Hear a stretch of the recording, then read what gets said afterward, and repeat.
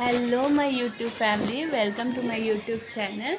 तो अभी जो है ना मैंने एक 10 डेज चैलेंज लिया है बीपीएससी टीआरई 4.0 के जनरल पेपर को लेके। ओके, तो मेरा जो चैलेंज है उसमें मैं क्लास 6 एनसीईआरटी पॉलिटिकल साइंस लेकर चल रही हूँ।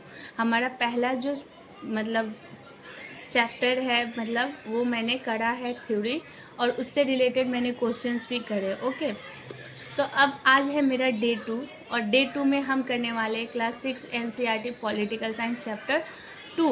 ओके, तो ये जो होने वाला है ये थ्योरी क्लास है, और ये सबके लिए है, whether it is PRT, TGT, PGT.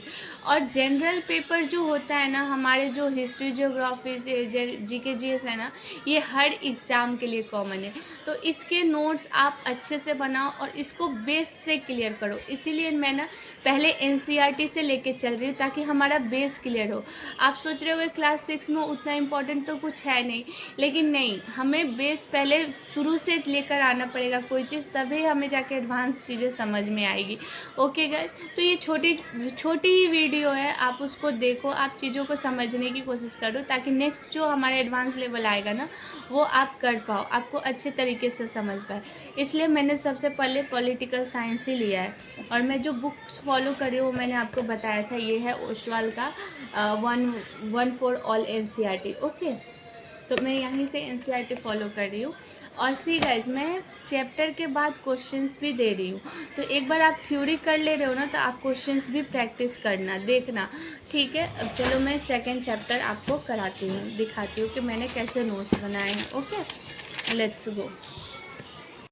हमारा चैप्टर 2 यूनिटी इन डाइवर्सिटी और मेनी इन द वर्ल्ड। तो सबसे पहले आता है फीचर्स ऑफ कास्ट सिस्टम।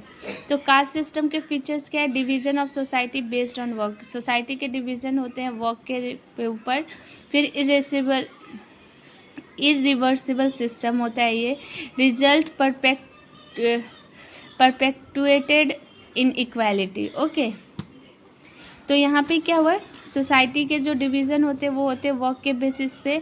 फिर आता है ये इरिवर्सिबल सिस्टम, इसको हम रिवर्स नहीं कर सकते, और इसका रिजल्ट क्या होता है, ये इनइक्वालिटी लेकर आता है हमारे सोसाइटी में। तो history and geography both play significant role in the cultural life of a region. कोई भी रीजन का जो कल्चरल लाइफ हो है ना, उसका हिस्ट्री और जियोग्राफी का इफेक्ट उसके ऊपर बहुत ज़्यादा होता है, ठीक है। India has over 1.4 billion people with a wide range of language, script and tradition. हमारे इंडिया में जो है ना 1.4 बिलियन पीपल्स हैं, लेकिन हमारे ही इंडिया में सबसे ज़्यादा लैंग्वेजेस यूज़ किए जाते हैं, स्क्रिप्ट्स है, ट्रेडिशन है। हर स्टेट का अलग ट्रेडिशन, हर स्टेट में हर कास्ट का अलग ट्रेडिशन है, हर इतना डाइवर्सिटी है ना, इतनी ज़्यादा चीज़ें हैं ना कि हमारा इंडिया बहुत ही सबका अलग ट्रेडिशन, अलग कल्चर, अलग खाना भी सबका अलग है। Okay, the anthropological survey of India is documented 4,635 communities and 325 language. ये इम्पोर्टेंट है। किसने सर्वे किया था? एंथ्रोपोलॉजिकल सर्वे ऑफ इंडिया के अनुसार हमारा जो है 4,635 कम्युनिटीज़ हैं इंडिया में, और हमारे पास 325 लैंग्वेजेस है। ये इम्पॉर्टेंट है। Okay, Pandit Jawaharlal Nehru came up with the fresh unity in diversity to describe the country diversity. तो यूनिटी इन डाइवर्सिटी जो है ये कौन लाए थे? ये लाए थे पंडित जवाहरलाल नेहरू जी। ओके, फिर आता है the discovery of India is a book written by Pandit Jawaharlal Nehru. तो पंडित जवाहरलाल नेहरू ने एक बुक भी लिखा था जिसका नाम है discovery of India. Okay, the Indian flag was use as a symbol of protest against the British by people everywhere. तो हमारा सब सिंबल क्या था ब्रिटिशर्स के अगेंस्ट लड़ने के लिए? तो वो था हमारा Indian flag. India's national anthem composed bye Rabindranath Tagore is another expression of the unity of diversity.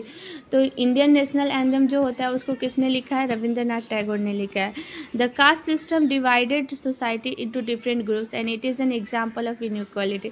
जो कास्ट सिस्टम होता है ना वो हमारे सोसाइटी को डिफरेंट ग्रुप्स में डिवाइड करती है, और उससे हमारी सोसाइटी में इनइक्वालिटी लेकर आती है। ओके, तो ये था हमारा चैप्टर 2 पॉलिटिकल साइंस का। बहुत छोटा वीडियो लेकिन बहुत इंपॉर्टेंट है। देखो यहाँ पे 2 इंपॉर्टेंट पॉइंट्स आए थे, एक ये वाला और एक ये वाला और बुक वाला। ओके, तो नेक्स्ट जो आएगा, नेक्स्ट जो वीडियो आने वाला है ना, वो चैप्टर 2 के क्वेश्चंस होने वाले। Okay, so guys please subscribe करो मेरे चैनल को, ताकि मैं आपको हर दिन मेरे जो 10 डेज चैलेंज है उसके साथ मैं क्लास 6 के पॉलिटिकल साइंस के NCERT बुक कंप्लीट कर पाऊँ। उसके बाद मैं क्लास 7 का स्टार्ट करूँगी।